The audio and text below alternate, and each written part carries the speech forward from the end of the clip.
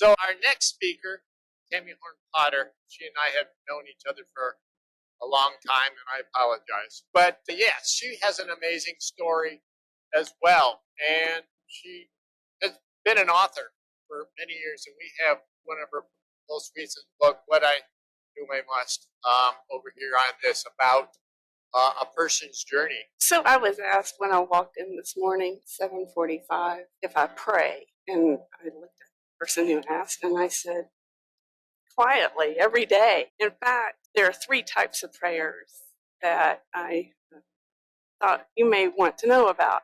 There's a writer named Anne Lamott, and she categorizes prayers this way. She says there are help prayers. Of course, I know that we're all familiar with those. There are prayers of thanks, and there are prayers that begin with, oh, wow. And so while I didn't take the person who requested a prayer up on his offer at the moment that he offered it, I woke up this morning and I said, oh, wow, I get to be here today. The title of my talk, it's the longest of all of the titles.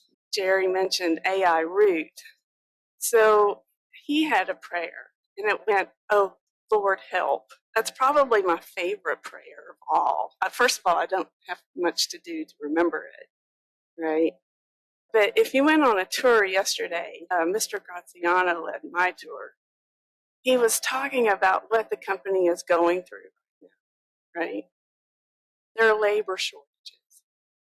Kathy was saying that one of her friends can start with 5 new employees on Monday and by Friday have 1.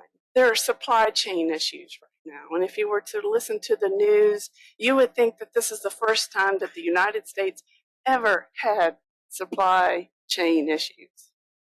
But if you read AI Root, you know that this is a man who dealt with, lumber shortages.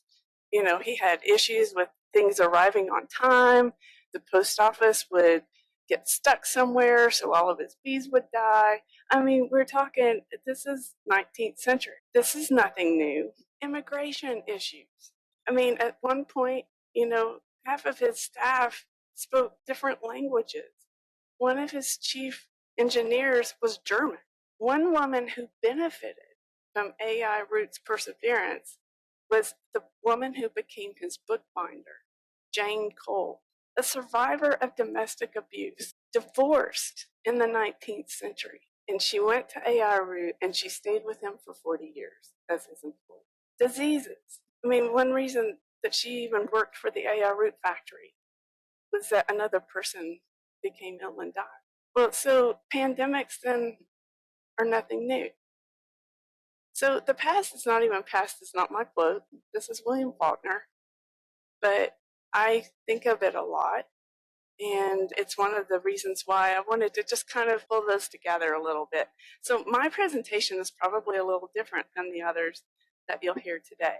I owe a big thank you, speaking of prayers, to Jerry Hayes, who at that time that I met him was working for American Bee Journal, and Kim Flottam, who was in this room, and Kathy Summers, who were over in that building, who opened their archives so that I could write this book. I owe a big thanks to Sue Covey.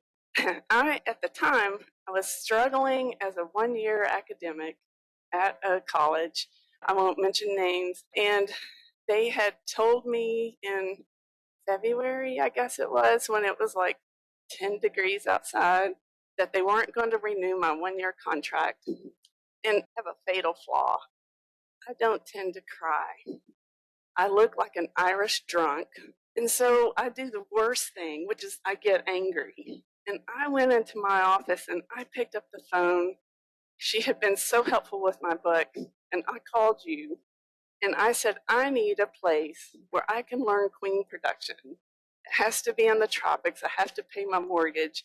And you said, you need to go to Hawaii. Well, I looked out that window and I said, you are damn straight. I need to go to Hawaii. Who do I call? So I went. I called Pam Brashear. So in my life, there have been these pivots, these kicks in the ass that have been amazing. and hope was that. So I maybe need to get back to my presentation here. Fundamental interest of mine has always been poverty and how our nation tends to simplify these discussions. And so what I did with, or what I tried to do in Bees in America, in addition to other things, was to look at how we take these analogies based on bees that were being created in the 17th century, especially in England, who was also dealing with serious issues of overpopulation, and who had, at that point in time, a social system that wasn't the best at getting at the complexities of poverty. And so what they were doing were taking analogies from honeybee hives and applying them to people. We do this all the time. But one issue in particular, this idea here, our society is like a hive of bees, I think came to have some disastrous effects for our way of thinking because we're still holding on to them. I mean, you have people who think that poor people are lazy as drones, and you cannot unlearn that. I mean, it is very difficult. Once a false analogy has been imprinted on a person, it is very difficult to change. It's very similar to the way that we develop our taste buds, right?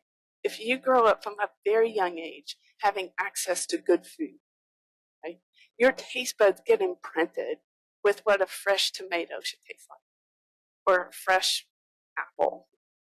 And then as you get older, when you actually taste an apple that maybe has been picked too soon, or it doesn't have that sugar content that we're used to having, we can't accept it. And it goes the other way too, right? If you're really young and you're fed junk food, then you never develop that taste for really good fruits and vegetables, right? You have to unlearn some of those things. Same thing with false analogies. Once we get those into our head, it is very difficult to change that. So this idea here that somehow the poor are sick, have proved it, they haven't worked hard enough, they haven't been thrifty as bees, they haven't saved, all of these things, we can track that back. And my point here is that this goes so much further back than saying that this is a Democratic Party or a Republican Party. It goes back to the 17th century. Another big popular one was that nature was seen as a teacher providing solutions. Swarming in particular was used by politicians in England because you didn't want to have all of these people who were being thrown off the land, as there's these changing land policies in place in England, to show up in London and not have a place to stay, not have work. That leads to prostitution, that leads to alcoholism, it leads to all these other social ills. So the solution, ship them to the colonies, put them to work, right? They can find gold. If they can't find gold, they can plant tobacco. That will become green gold. So there's a whole mindset here that when I was writing the book, I was fascinated by, and I still am. Because at heart, unlike the other speakers here, I did not grow up with catching grasshoppers and lightning bugs. I grew up with pigs. My first friends were piglets. I still miss them. Having said that, everything that I learned on a farm was that it was going to be work. And when I went to college, I was determined never to do math, science, or agriculture. None of the three. And of course, the irony is I'm doing all three now every day, and I love it and I enjoy it. But then to go back to Sue Covey saying you need to go to Hawaii if you're going to do this, then I went to the Big Island, and I went back for 4 winters. And I started working with Big Island Queen. At that time, this was not the company that it is today, right? It was owned by a mom and pop shop. And it was vitally important for helping me, just learn how to light a smoker every single day and keep it lit, how to find queens. I just loved catching queens. I just loved catching and marking queens. And so that when I came back to Kentucky, people didn't recognize the person I had become. That was a good thing. But I also saw it as an opportunity because the college that was jacking me around had, on one hand, they decided that they weren't going to renew my contract while I was in Hawaii. They called and offered me the National Endowment of Humanities Chair of Appalachian Studies. Talk about a mixed message. There you are. So I said, sure, fine. And a part of being the NEH Chair of Appalachian Studies was I needed a research component. And I don't think that the people who decided to offer me that really would have approved of me going out to surface mine sites to get pollinator habitat established. But by that point, I didn't care, right? They had offered it to me. So there you are. So I happened to know a couple of coal company executives, and they were getting blasted at the time. Rightly or wrongly, I'll leave that to you. But they had lots of acreage. And I thought that just a little bit of conversation, that we may be able to change and improve some of the best management practices when it came to establishing pollinator habitat. And so when I started this in 2008, I was with one coal company. And by the time I then transitioned to the state apiarist in 2014, I had been working with 4. So people really gravitated to this idea because they did have budgets to be able to do this. And not only were we trying to get more flowers on the ground, we were also trying to get nectar producing trees and pollen producing trees established. And so I always like to include in any of my talks a photo of tree planters. These to me are the heroes of the 21st century. They are planting the lungs of our nation. And it is hard, sloppy, cold, backbreaking work. A lot of these people are working on contracts. They're gone for their families 6 weeks at a time. And that's the environment. They are planting the lungs of our nation. I had the fun job. Not only could I get out and plant trees and flowers, and we would hydroseed these massive acres, right, with this massive hydroseed flower spreader. I mean, I'm still stunned by the scale of surface mining equipment. I mean, it's humbling to kind of stand underneath one of those things. But I also got to work with kids, elementary school kids. So we set up these apiaries. This was my mating yard, actually, on one site. And then, I get to play with the kids. And that was just a lot of fun as well. I'm actually from Harlan County down here, one of those top 4 coal producing counties at the time, and has been throughout the course of its very volatile history. But when I became the state apiarist, and I'm skipping a lot of territory here, but when I was asked to apply to be the state apiarist, that was 2014. And I thought that I'd have to be crazy to take the position because it's a political position. And when the commissioner talked to me about it, I said, well, I think it's a poisoned chalice. And I don't think that he knew what the word chalice meant, but he knew what the word poison. And he immediately promised, he was like, I'll let you do the job the way you think it should be done. And he was true to his word, and his successor has also been true to his word. But this is my territory. That's 120 counties. And I am always on the road. And I had to take whatever I was doing over here in eastern Kentucky and apply it to these other coal producing areas over here. You may have heard of John Prine, right? In Muhlenberg County, right? That's over in here. So we do have open pit mining is what it's called over here. And I've loved it. I've seen more about my state in the past, 8 years than I had growing up there the entire time. It's been a good position for me, and I have no regrets about taking that position. But probably my favorite thing about being the state apiarist has been being involved with the USDA Honeybee Health Survey, because I get to go out. This previous map is divided into 4 sections, and so I get to go out to each of these sections and take samples from beekeepers, and I love taking samples. And prior to being the state apiarist, we had no data whatsoever. I mean, it was all anecdotal, and there were losses, but it was beekeepers blaming their neighbors. You know, oh, that farmer over there just increased his acreage of soybeans to 10 acres, and all my hives died. He's poisoned them. But what's your proof? There was no proof. I mean, we had no data whatsoever. And this was 2014 when I became the state apiarist. So now, ever since I've been the apiarist, we have data.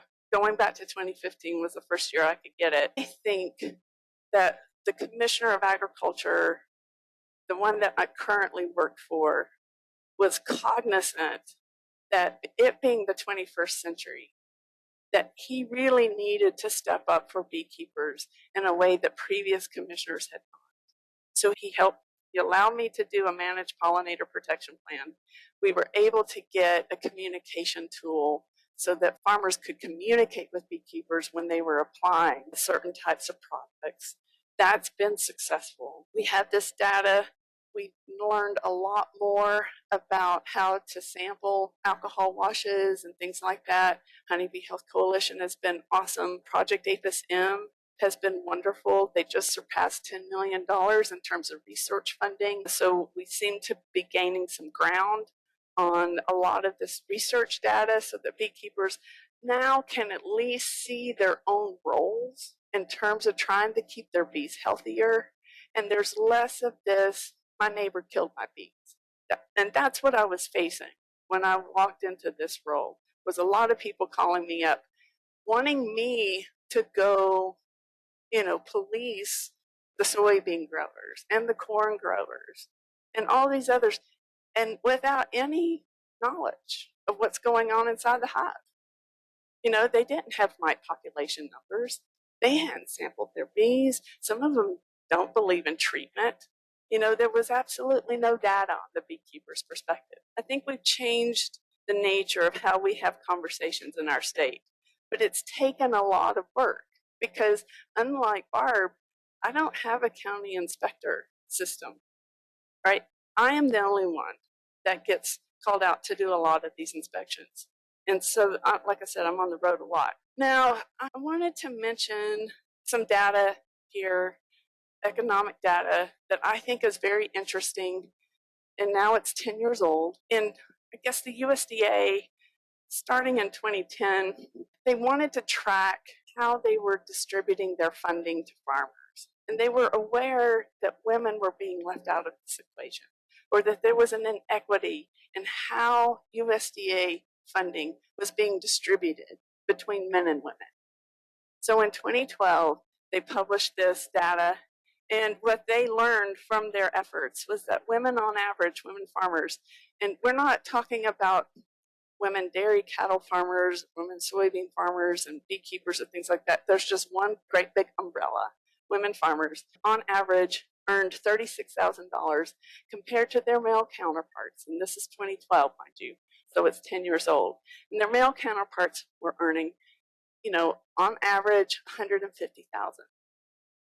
And so their term for this inequity, that it was a lot like a grass ceiling, not glass ceiling, but grass ceiling, because women could get funding to get a project off the ground, but then it would be cut off, like the grass in your yard when it gets so high and your neighbor starts giving you dirty looks, right? And you're shamed into going out and cutting it down to nothing. So something that I think that we should consider, I think the USDA has tried very hard to begin to rectify this discrepancy between different types of farming. Some of this, women tend to be smaller farmers. Women tend to be more organic farmers. So there's some issues there in terms of types of farming that certainly impact. I wanted to just bring it to your attention that in 2017, the National Agricultural Statistics Service has been trying to do a better job of listing the number of farmers per state. And now at this point, I wanted to move into some tips that I've learned, because I hope that what you can walk away from today is ways of improving your own apiary. And so at this point, I kind of break this down into the 3 E's, equipment, education, and sweat equity, that has helped me become the beekeeper that I am. And my husband and I now have 200 hives. This is way too much for the two of us. We don't have help. Forever and a day, I'll always remember Randall Bashir's concept of bee shyness because he didn't want to call it fear. And I think that one change in wording can help you too. Because I think for many of us, beekeeping can still be a little bit of a challenge, to get over. If you have been a beginner for a while and you haven't gotten used to the point of working bees without gloves, there's some shyness there. You still have a tendency to react. I like to invest in a smoker that has a larger chimney. I think it's easier to light. I think it stays lit longer. I invest in J-hook tools, and I really like comfortable bee clothing. I think one of the best things about going to Hawaii was that I ditched that pith helmet left over from Dr. Livingston's Africa trip forever. I have not worn one since, and I went with a baseball cap and a veil, and it was liberating, absolutely liberating. And I didn't know I could do that, because everyone in Kentucky was wearing the pith helmet things that you can't see eggs. You can't, they shake all over your head. I mean, you can't, it's impossible, right? I mean, like that pith helmet was designed for World War I soldiers, and that's it. And that was its best function, So there we are. So take some time.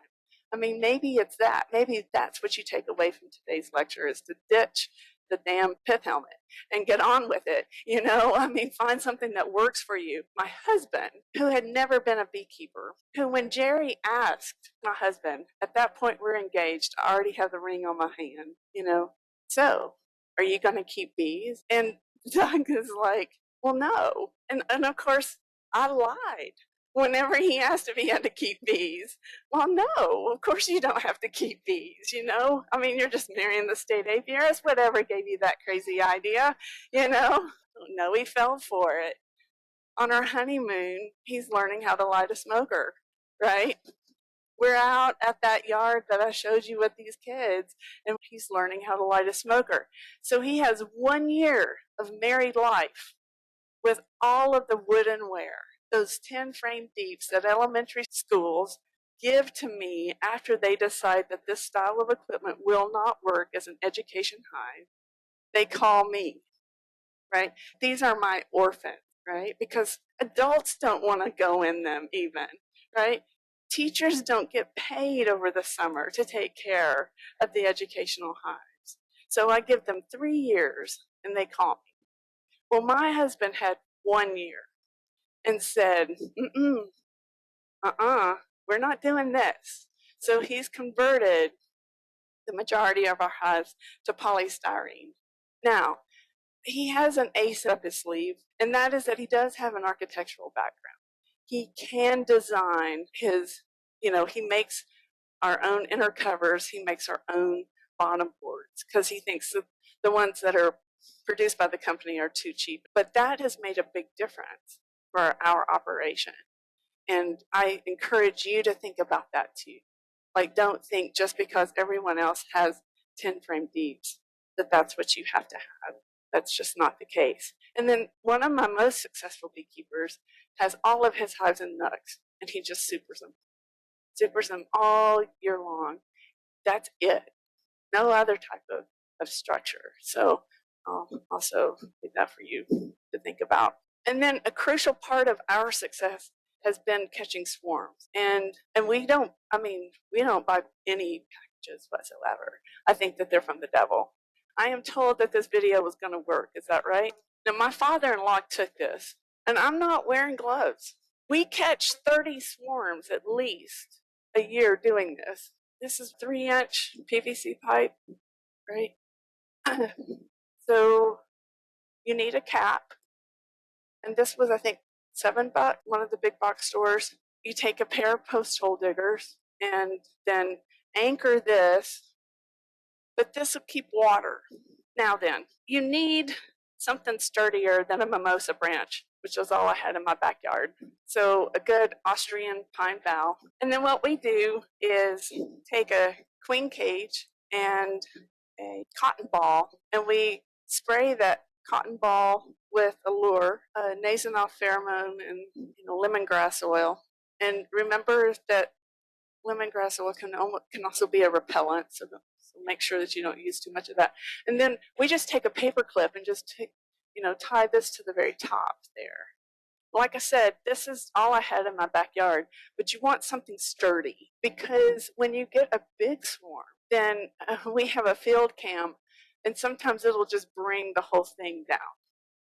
Right? So you want a bough that's nice and sturdy. Sometimes, we have caught swarms that have had marked queens in them, right? Mostly our own, because when you have 200 hives, some of them are going to swarm. It's just inevitable, right? So that's been a big part of how we've been able to keep our own bees, and not have to buy packages. And this has a timeline on it. It will work just fine April, May, first week of June, and then it gets too hot. So it won't work after the first week of June. But that's when really you need it. So there's that. So I definitely recommend this. These are just some more photos. I thought I had one photo here that shows you about how far. Yeah, here's where, so about 50 feet from where our apiaries are. And what we also learned from the field cam is that swarming tends to start earlier in the morning than what we had thought it would. Thought it would be a little bit later, but that's not quite the case. But when you have drawn foundation, that really takes off. And then again, no swarm spends the night, right? When you get married late in life, there's one advantage, and that is that you don't have these long drawn out marital fights, right? And that's one of them, right? We learned, pack them up, take them someplace else. Don't spend the night. They don't spend the night. There we are. And I'll credit my husband with this, because I never caught swarms until I got married. I just don't think, to quote him, that it's worth, the risk of ending up in a hospital room for something that at most have $200 in that, to never go 3 feet up on a step ladder, right? Above 3 steps on a step ladder. But this, I don't need a step ladder, right? Both feet are firmly on the ground, right? And if we have enough, like I said, especially used equipment here, we're off and rocking. And it's a lot of fun too. Like, we enjoy this part of it. Now, we do have these out on the fringes of our forest on the farm, but those just aren't fun. It's work hauling that stuff up there, and it's work bringing it down, as Barb was saying. But we will put them up because we know that there will be swarms in June, and those do better. Take advantage of grants for bee forage, but this is long term. I get a lot of people that are, they want to establish pollinator habitat without putting the work in, without realizing that it's a year commitment. At least in my state, if you're going to establish pollinator habitat, you need to get an herbicide kill, if that's your preferred method, done the first week of August, and then follow it up, before the first frost, mid-October, and then follow that up the next spring with a third herbicide kill. And the professionals that I work with would prefer a fourth herbicide kill. But because I work with so many distilleries, they're so worried about tourists judging them. But the idea here is that you clean the weeds out of that seed bank before you apply that expensive flower funding. And then you could short circuit all of that if you wanted to do prescribed fire burn. But there are risks with that. And most people are more comfortable with herbicide applications. So definitely look into your grants for bee forage, because September of 2018, Central Kentucky didn't get a single drop of rain. Not a drop of rain. What saved us? CRP. We had 10 acres of CRP going. Now, we had invested in that flower seed. I think the invoice was $12,000. Government picked up half. We picked up half. Not cheap, but it saved us, and it has paid for itself in the years since. So definitely, that's where that sweat equity comes in. If you're saving yourself from having to stir sugar syrup on your kitchen stove, in your kitchen, by having pollinator habitat out there, you're saving yourself sweating. And that, to me, is one of the best uses of taxpayer funds that we have, right? So one thing that can help short circuit that process and getting some federal funds is this form CCC 860. It is specifically for socially disadvantaged producers, of which women and minorities and beginning farmers can use. Here, it can also help short circuit the process of getting the non-disaster assistance insurance, because honey is considered a crop and the NAP is the insurance for honey production. So as the state apiarist, I work with a lot of state grants, but of course that's state specific, and I don't recognize anybody else from Kentucky here. So I won't spend a lot of time on this, but each state does have different types of, or they should have different pots of money. Oxalic acid, when you're doing varroa mite treatments, is great, especially as we come into Thanksgiving, which in this part of the region will have less brood in the hives. It's the ideal time to use it. But a lot of people, I think, get snookered into this thinking that they have to have a vaporizer, which requires a deep cycle battery, that requires lugging, and it can be just as effective if you just do a drench method. So I like to remind people that there's another method of application for that type of varroa mite treatment, and learn to rear queens. Now, I know that Jackie is going to follow later today, so again, I'm not going to dwell on this very much. In my first book and in my second book, I like to use Mendelssohn, who was a queen producer in California in the 1920s. He was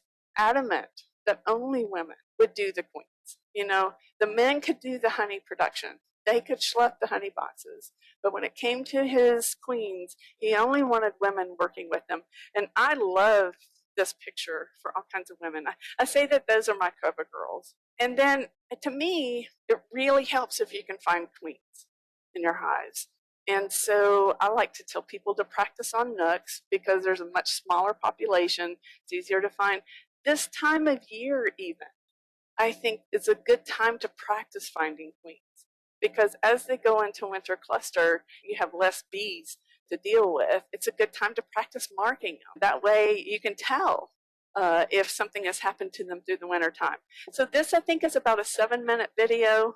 And I'm out here at the Kentucky State University apiary. You can see goldenrod behind me. And the Kentucky queen bee breeders set up this apiary for this university. I like to go all the way to the bottom first. And Randall Brashear taught me to just start straight in the middle, which is where the brood would be. And that's a tip that Larry Connor taught me. Wait until the queen has her head in the cell inspecting it, and that lifts up their wings. So you can come up behind and pick her up without damaging her. And she just kept moving. Until you get to this point, practice on drones. Practice picking up drones by their wings, 100 drones, not just 2 or 3. And have your marking pen handy. That was blue this year. So if you put the marked queen back into the hive when the paint's still wet, they'll want to ball her. So wait until it's dry, and I always use my pinky there to check the paint. And if you are a beginner, just disregard the universal color code and use the color white, just until you get more accustomed to finding a queen. White, I learned this doing the observation hive for the Kentucky State Fair. I have to put that together every morning. And we have 500,000 people come through there. And if I were to have used blue, no one would have seen the queen. So use white if you're a beginner. But like I said, this is a good time of year. There's plenty of beekeeping that can still be done in the fall. And one of them is practicing marking drones if you're not comfortable marking queens. Just thinking about goals for next year. I would like to say I've timed it every time, and of course that's wrong. I would say about 3 minutes. And I find that queen catching tools are good. Like if I have to do something else and I can't just stand there and hold her, then I'll put her in that queen catcher and just let her stay safe while I go do something else. So they're very good that way. In this case, now mind you, it's September. We found her on the very last frame and she was right up against the wall. And I wanted her more in the center, where they would keep her warm, where it was getting cool at night, so they could keep her warm. So that's why I moved her from that. If you saw, I put her between these 2 frames, and no, she could move anywhere she wanted to, but I didn't want her right there. Because I didn't want, like I said too, the other concern I had was that I may squish her, accidentally. So to my knowledge, I haven't damaged any yet, I haven't had any issues. they had a really good teacher. So Big Island Queens got bought out by the Oliveris family, and Russ Oliveris was actually the person who taught me how to paint. He was such a good teacher. I haven't painted their eyes yet.